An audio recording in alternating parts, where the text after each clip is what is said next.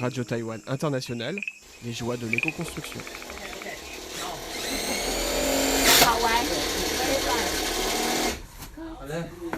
Nice job. I'll make all the holes here. Bonjour à tous, bienvenue dans cet épisode un peu particulier des joies de l'éco-construction. Comme vous pouvez l'entendre, je vous emmène sur un chantier, mais cette fois-ci, nous allons parler des coulisses. Je suis actuellement en plein projet de rénovation d'une maison en pierre, terre et bambou dans les hauteurs de l'arrondissement de Shilin, en lisière de Taipei. Tout le monde surnomme cette maisonnette la maison de thé. Puisqu'il y a des tatamis à l'intérieur, c'est un endroit qui se prête bien à discuter autour d'un thé et justement, j'espère que ce lieu deviendra un lieu d'échange et d'expérimentation dans le domaine de l'éco-construction. Quand j'ai trouvé cette maisonnette à louer il y a quelques mois, j'en suis tombée amoureuse, mais le toit en bambou était très abîmé parce qu'à l'époque de la construction, il y a environ 7 ans, le bambou avait été coupé dans la forêt juste à côté, il n'avait pas été traité et il avait parfois été coupé trop jeune pour construire. Au bout de quelques années, il ne restait donc plus que sa peau et à l'intérieur, les insectes avaient tout dévoré. Finalement, après m'être fait quelques nœuds au cerveau, le problème est devenu une solution. Je me suis dit, et si justement la réparation du toit était la première activité qui serait organisée dans ce lieu ? Alors, j'ai d'abord cherché un spécialiste de la construction en bambou à Taipei, mais le courant n'est pas vraiment passé entre nous. Donc Emma Liao, une éco-constructrice que j'ai déjà interviewée dans cette émission, m'a mise en contact avec l'un des meilleurs constructeurs en bambou de Taïwan, Liu Zhaoming, qui habite à Zhoushan, littéralement ça veut dire la forêt de bambou, dans la région de Nantou, au centre de Taïwan. Bien sûr, pour lui qui travaille avec de grands architectes taïwanais, le toit de cette maisonnette ce n'était pas vraiment sa priorité. Alors je me suis préparée à prendre mon mal en patience. Et finalement, il y a quelques semaines, j'ai appris que Liu Zhaoming accepterait de venir à Taipei début avril pour ce projet, à l'occasion des congés de la fête du nettoyage des tombes Qingmingjie. Mais il n'avait que 2 jours à consacrer à ce toit. C'est alors qu'Emma a pris l'initiative d'organiser 2 week-ends préalables sous forme d'ateliers afin de construire des échafaudages en bambou autour de la maison et à l'intérieur. De cette manière, Liu Zhaoming pouvait travailler beaucoup plus efficacement et terminer rapidement ce qu'il avait à faire en 2 jours, c'est-à-dire principalement les fondations et la structure du toit en bambou. Oui, rien que ça, c'est déjà beaucoup.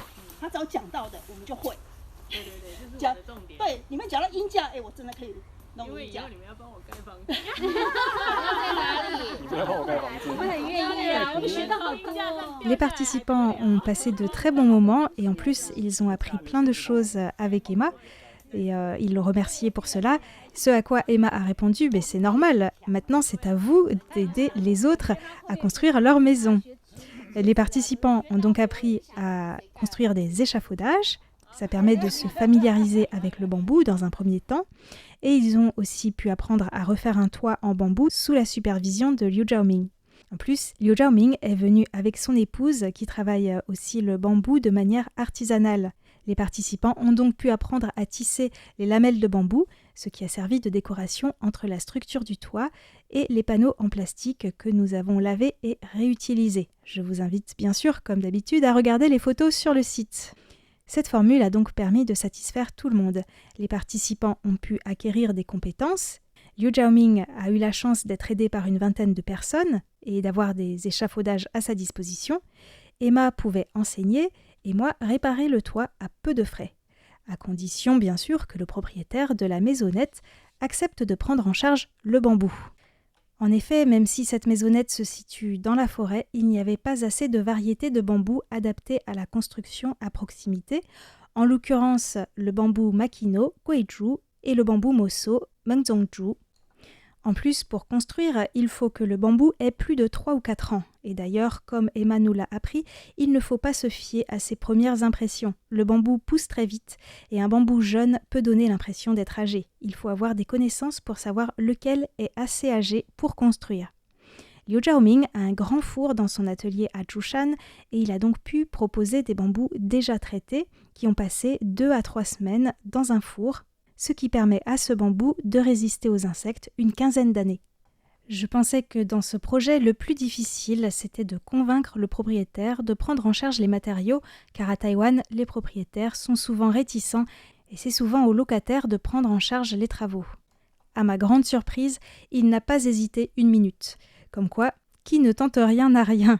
C'est peut-être parce qu'il savait que la prise en charge des matériaux, ce n'est pas grand-chose comparé à tout le reste, c'est-à-dire l'organisation, la logistique et surtout transporter les bambous de la route à la maison de thé, une petite trotte de 15 minutes dans la forêt. Une trotte qui pouvait être plus longue et éprouvante quand on transporte des bambous de 7 mètres de long. C'est toutefois de la difficulté que naît la créativité. Après nous être cassé les épaules et le dos, nous avons eu l'idée d'utiliser des cordes autour des épaules pour mieux répartir le poids du bambou. Et ensuite, Emma a trouvé une solution géniale, porter un sac à dos de randonnée et glisser un bambou dans chaque bretelle. Le poids était si bien réparti sur tout le dos qu'on ne sentait presque plus rien. Enfin, jusqu'à ce qu'on fasse une pause, là c'était difficile de se remettre au travail. Bien sûr, comme dans tout projet, ce sont les relations humaines qui sont le plus difficiles, mais bien sûr aussi source de belles surprises. En tout cas, les relations avec les voisins étaient un vrai défi et celles avec le propriétaire n'étaient pas sans rebondissement non plus. Mais le principal, dans les coulisses, c'est l'organisation logistique et la préparation des repas. D'habitude, Emma travaille avec Xiao Zhan qui prépare de succulents repas. Ça permet de prendre des forces et de réconforter les participants aux ateliers qui doivent fournir un effort physique assez conséquent quand même. Mais Xiao Zhan n'a pas pu venir pour cet atelier. Ce n'est que par après que j'en ai appris la raison. Elle ne se sentait pas le courage de monter à la force de ses bras toutes les casseroles et la nourriture nécessaires pour préparer les repas de 20 à 30 personnes. Que je l'ai comprise. Si j'avais su au préalable à quel point monter le bambou à pied, mais aussi le ravitaillement en nourriture était un calvaire, eh bien je crois que je n'aurais pas organisé ce chantier. Ce n'est qu'une fois commencé que je me suis rendu compte à quel point j'avais été un peu folle. Mais une fois qu'on s'est embarqué dans l'aventure, pas moyen de faire marche arrière et on réalise que finalement, on peut le faire. En parlant de trotte et de grains de folie, ça m'a fait penser qu'autrefois, on se serait fait aider par un âne ou un poney pour monter le ravitaillement.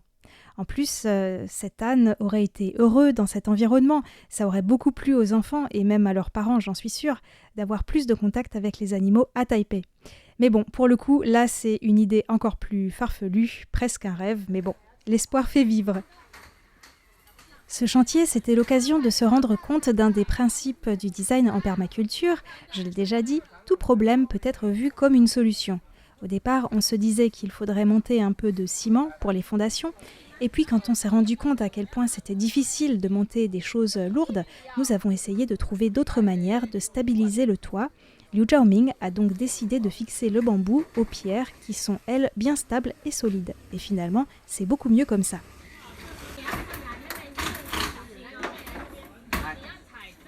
Bien sûr, nous avons rencontré ce que nous craignions beaucoup sur les chantiers, à savoir la pluie. Mais c'est aussi l'occasion d'apprendre à bien fixer des bâches pour protéger le chantier. Emma a enseigné une technique pour éviter que les bâches ne se déchirent et qu'elles deviennent des piscines. En fait, il a surtout plu à l'heure du déjeuner et nous n'avions nulle part où aller pour nous protéger. Nous nous sommes donc réfugiés pour déjeuner chez une voisine qui a du coup eu envie de rejoindre les participants à l'atelier.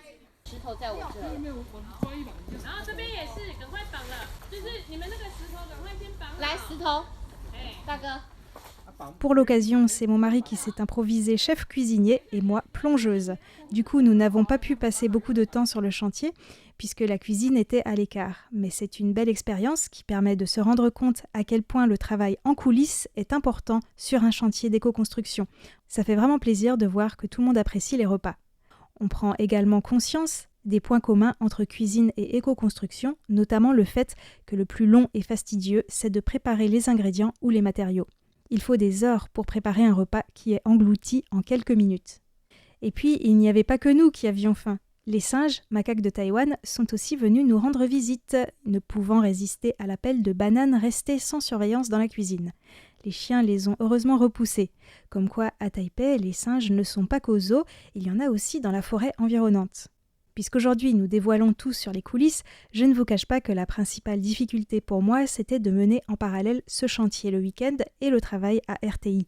Un chantier de construction, qui plus est en forêt, et la vie de bureau, ce sont deux mondes, deux rythmes, deux états d'esprit différents, et j'étais un peu déboussolée parfois.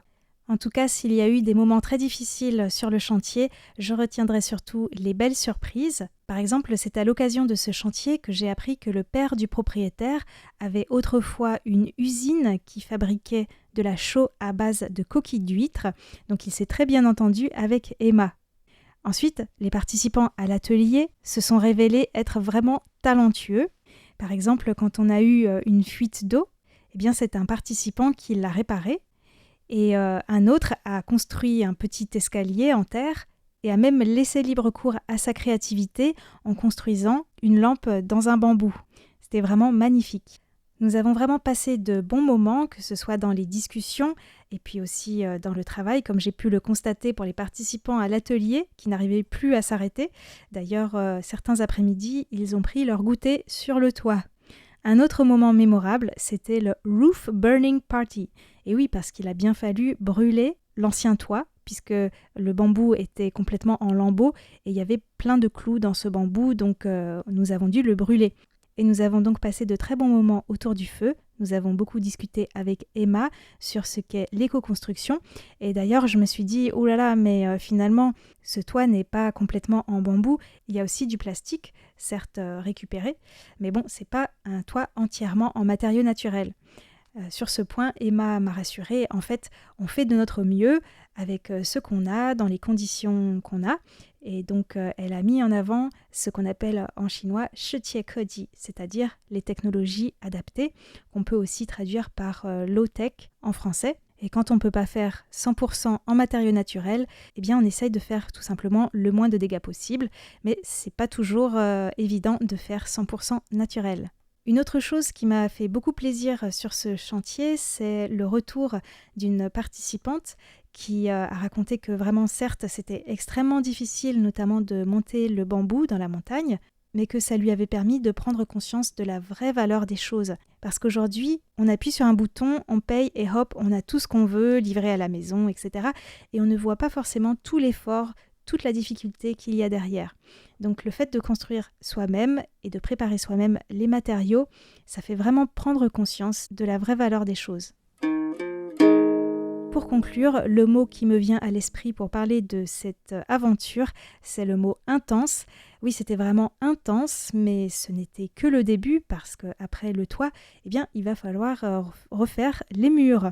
Donc c'est une aventure à suivre. Je vous donne donc rendez-vous prochainement dans les joies de l'éco-construction.